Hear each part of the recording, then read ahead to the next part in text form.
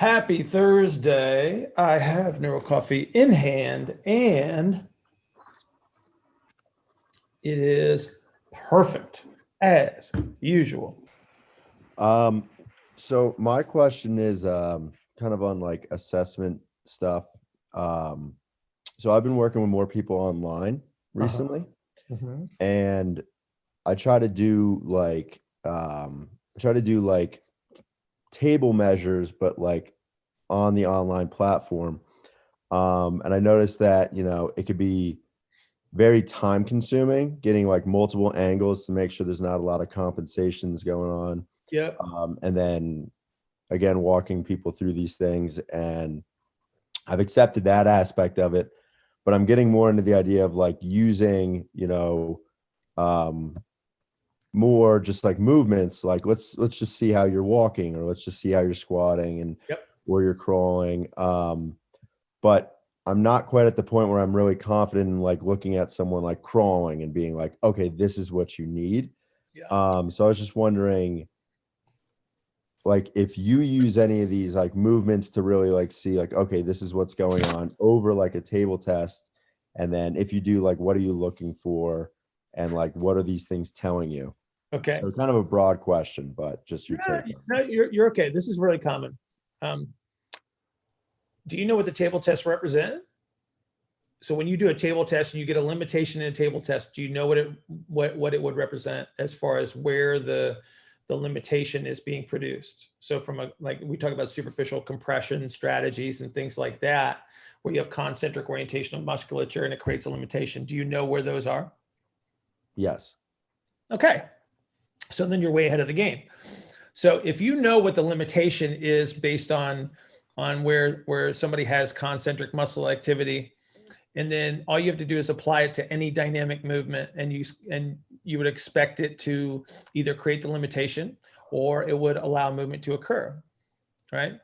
So if somebody is squatting and you see some deviation from what you have in your head as what would be a passable squat, then you can ask yourself, it's like, well, why would they do that, right? And so if you have somebody that all you say to them on this online assessment is say, I want to see you squat and see how deep you can go with your feet flat on the floor. And so here's what they do. They spread their feet apart really, really wide. They point their toes out and then they squat down and they get to about parallel. What's that representation mean to you? So they're trying to create more external rotation to get that internal rotation. Okay, so do they have normal hip range of motion? No. So what would you do if you wanted them to squat? What would you do? I would try to get them back more internal rotation. How would you do that? So I mean, it would depend on the infrasternal angle presentation, I would assume. Okay, they got a big sweatshirt on, they can't see it. What would you do? I would try to, what, to be honest, I'm not sure off the top of my head. Okay, so give me an exercise where you know that you would have to capture internal rotation in the hip to execute it correctly. Well, I mean, a squat. Okay, but I'm taking that one off the table because and you can actually do this. You can actually use the squat to help her with her squat. But I want you to kind of think just a little bit more broad scope, so we have another option on the table here. So I think I'm losing you for a second. So you want an exercise Yeah. that they're going to require internal rotation to go through Yes, sir. of the hip. Yes, sir. I would say like a cross connect. Okay. At what point do I need internal rotation in a cross connect? As you're coming through 90 degrees and you're bringing that elbow across. Awesome. What about the extended foot that's on the wall? Is there an element of internal rotation there? Yes. Okay. Where do I capture that? How do I know that I'm going to maintain that internal rotation with that activity with the extended leg? What are what cues do I need to make sure that I'm capturing the internal rotation element? Cueing through the foot, making sure the inside edge of the foot is still maintaining contact with the wall or the box or whatever. Awesome. What do you need table tests for? Oh, okay. So here's what you just did, Kyle, is you took her through a squat and you went, oh, she doesn't have normal hip range of motion. Here's what I'm going to do. I'm going to put her in a position where I know she's going to have to capture, guess what? ER field with a superimposed IR on top of it. You just did a cross connect, right? So you just did an activity that requires to execute the activity, it requires what she doesn't have. And so you may have just given it to her, right? Yes. You see it? It's like, that's why the table tests are important to understand, because they tell you where the limitations might be being produced. If I know where they're produced and I know where that exists in other activities, now I can start to use other activities to address it. I don't need to put people on the table. Mm-hmm. You see it? Yeah. Yeah. Okay. So you could have said to me, hang on, sorry. You could have said to me, I'm going to put her in a split squat, because where in the split squat do I need to capture internal rotation? At 90 degrees. Hey, how about that? Okay, but where do I need to start the split squat to make sure that I can get to that 90 degree without a compensatory strategy? From the bottom? You're probably going to be a little too close to that 90. What if I put her at the top? Okay, I put her at the top of the split squat. What would I need to make sure that she has to do with that foot thing again to make sure that she starts from a good position of ER and we can superimpose the IR? Inside edge of the foot. There you go. So now I got a split squat. I use the same foot contacts as the cue. And then I just watch her do the split squat and I say, oh, she can or she can't. And then that allows me to select, do I need to do something else that might be less gravitational demand? Or is there something else that I can do that's a little bit more complex, like a split squat? Yeah, that's super and then helpful. you do what's meaningful to you. It's like what, and you can create anything that you want. Like people say, well, Bill, what tests do you do on when you do an online assessment? I go, I just do what I need to do, right? Because whatever I need at the time. Mm-hmm. If you want to standardize something, you can do that too. Okay. But I think you already understand. What should I look for when pressing overhead? What should I look for or what does it look like when you have compression in the upper back? Because I've seen more commonly, I see compression in the lower ribs. And so basically in that case, the back looks kind of like there's like a little bit of a kink and they're anteriorly oriented at the pelvis and they can't get the bar behind. Yeah. They have to lean backwards. They're leaning backwards to get the bar up into position, right? Right. And then I've seen compression in the mid back. And then those athletes, their entire thorax kind of looks like the letter C. Like they're like super arched through. They might be able to get the bar behind, but usually it's in line with their head. Yeah. And then I'm wondering, what does compression higher up on the thorax look like in terms of an overhead press? Okay. So you'll usually see this in a jerk anyway, just because of the dynamic nature of it.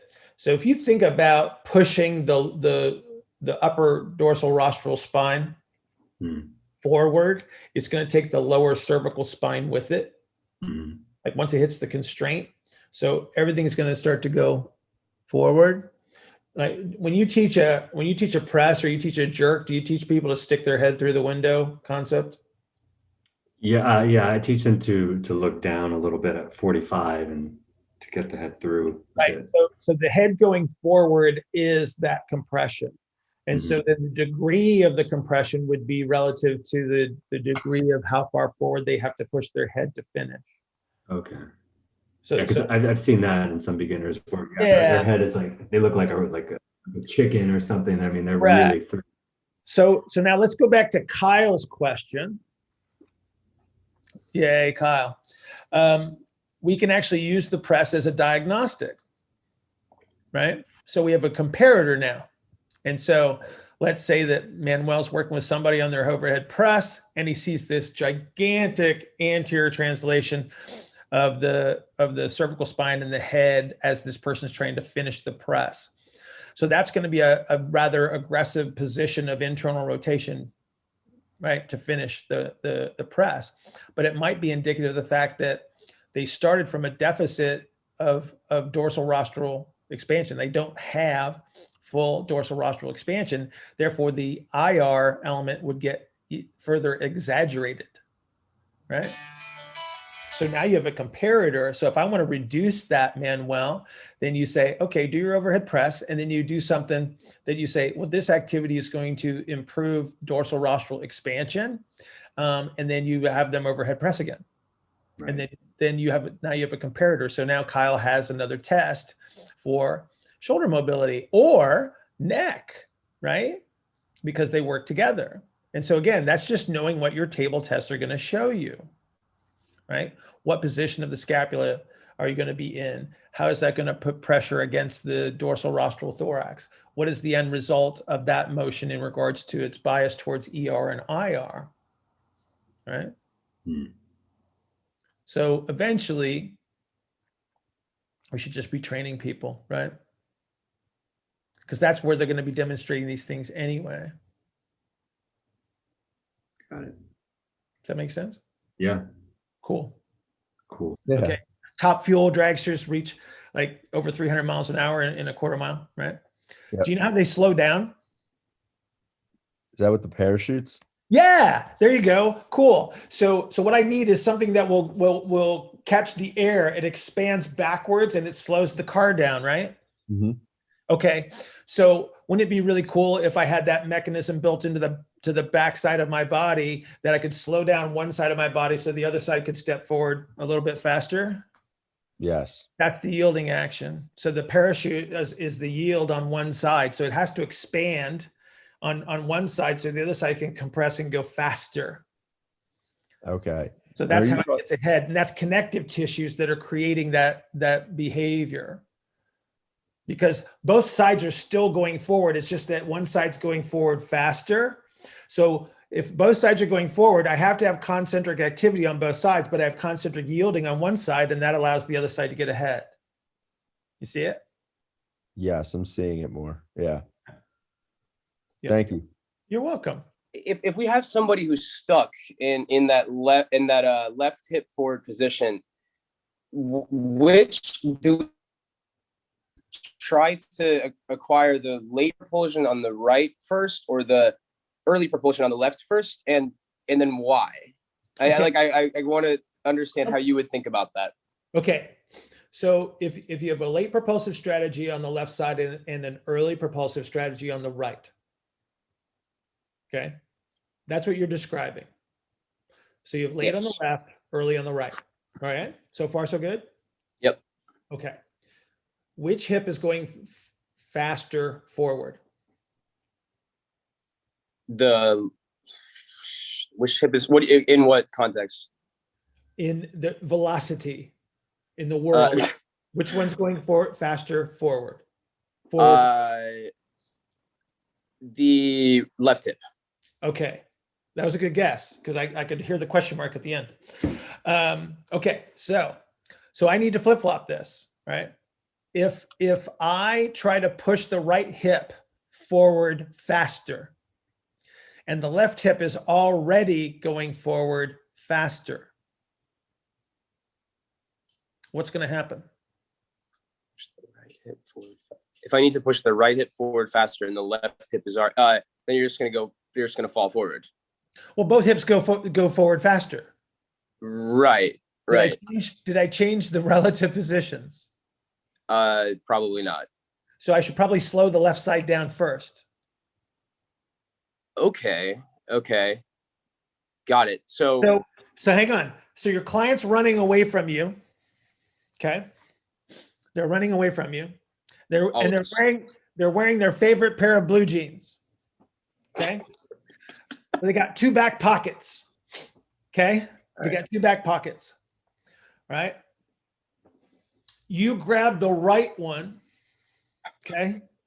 you grab the right one and it slows them down on that side, but the left side. So they're just dragging you across the gym now with that left leg forward. Okay.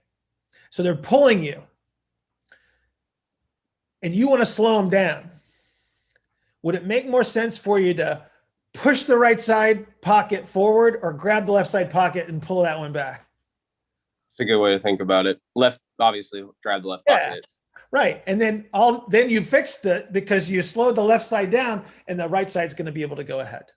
So now I can flip flop it. Got it. Okay. Yeah. That's very helpful. And so now we're back to Kyle's question about the delay strategy. So now Kyle goes, oh, wait a minute. That's like the parachute on the dragster that I've never seen because I'm an American, but I don't know what drag racing is. Right? Sorry, Kyle. I'm just picking on you, man. Now, if and you can move on to the next person if you want. Oh, thank you. I appreciate you giving me permission to run my own show. I